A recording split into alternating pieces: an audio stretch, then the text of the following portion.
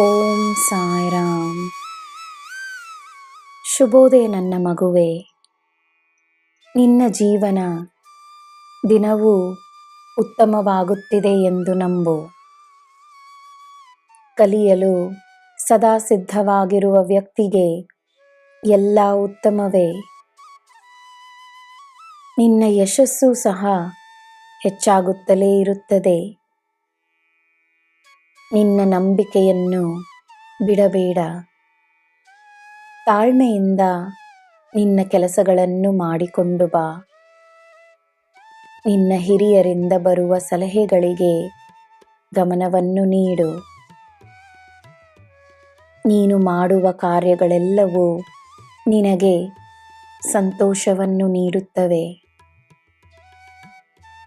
ದೇವರಿಗೆ ಕೃತಜ್ಞತೆಯನ್ನು ನೀಡಿ ತನ್ನ ದಿನವನ್ನು ಪ್ರಾರಂಭಿಸು. ನಿನ್ನ ದಿನ ಶುಭವಾಗಿರಲಿ. ಸರ್ವಂ ಸಾಯಿಮಯಂ. ಜೈ ಸಾಯಿರಾಮ್.